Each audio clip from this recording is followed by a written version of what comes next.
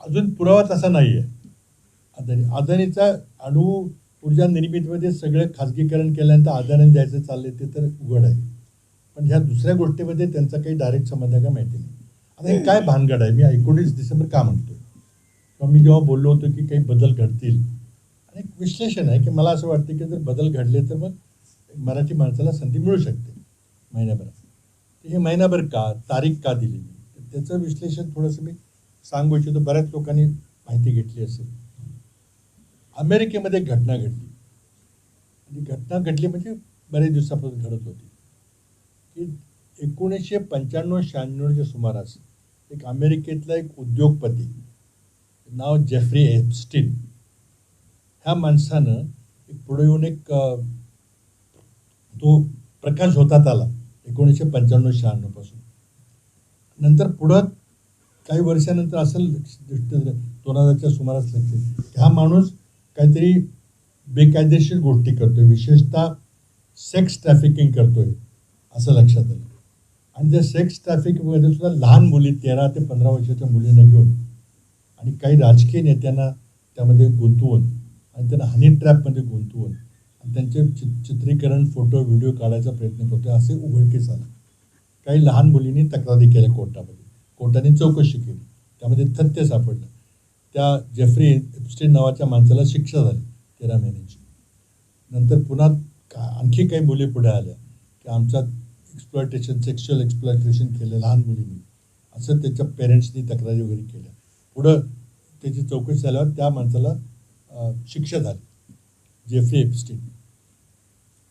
आणि ही शिक्षा झाल्यानंतर त्याला खूप हाय सिक्युरिटी प्रिझनमध्ये ठेवलं, कारण प्रेसिडेंट ट्रम्पचा त्याचा जवळचा संबंध आहे असं एक उघडकीस आलं.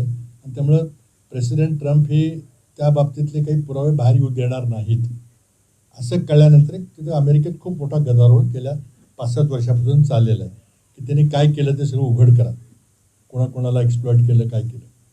आणि 101 लहान मुलींनी, अल्पवयीन मुलींनी तक्रारी केलेल्या आहेत तिथं. तर त्याला मग पुन्हा 1916-17 पुन्हा शिक्षा झाली आणि त्याला तुरुंगात ठेवलं गेलं. आणि हा फार पॉलिटिकली फार संवेदनशील विषय आहे म्हणून त्याला न्यूयॉर्कच्या हाय सिक्युरिटी प्रिझनमध्ये ठेवलं. अगदी व्हिडिओ कॅमेरे, एका सॉलिटरी सेल, काही कोणाला काही करता येणार नाही. पण ऑगस्ट 2019 त्याचा मृत्यू झाला तुरुंगामध्ये. आणि अमेरिकन सरकारने जाहीर केलं की ह्याने आत्महत्या केली.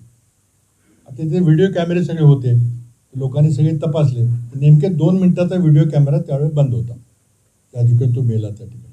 त्यामुळे बऱ्याच लोकांचं म्हणणं की याचा खून केला. तो मोठ्या राजकीय मोठ्या व्यक्तींनी खून केला, कारण माहिती येऊ नये म्हणून. आणि हिलरी क्लिंटन त्या सेक्रेटरीच्या त्यांचंही नाव घेतलं गेलं की त्यांनी कुठेतरी करावला गेला. पण ऑगस्ट 19 हा माणूस मेला.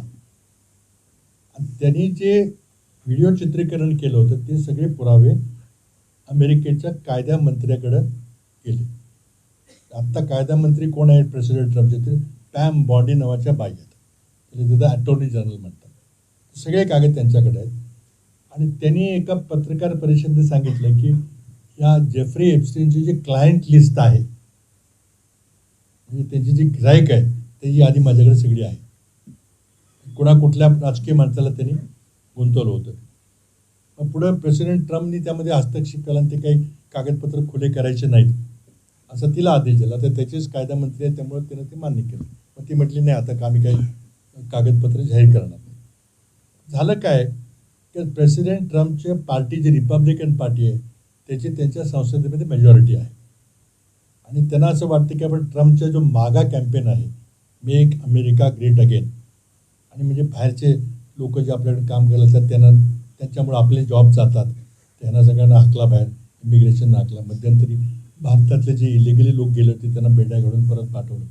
ते हे प्रेसिडेंट ट्रम्पचं त्या मागा कॅम्पेनमधलं सूत्र आहे की सगळ्या परदेशी लोकांना हाकलून द्या म्हणजे आपल्या अमेरिकन लोकांना नोकऱ्या मिळतील. तर तिथं गेल्या 4-5 वर्षापासून फार मोठं आंदोलन चाललं की हे काय भानगड आहे. तर अमेरिकेमध्ये काय ती बरीच खुली समाज व्यवस्था आहे.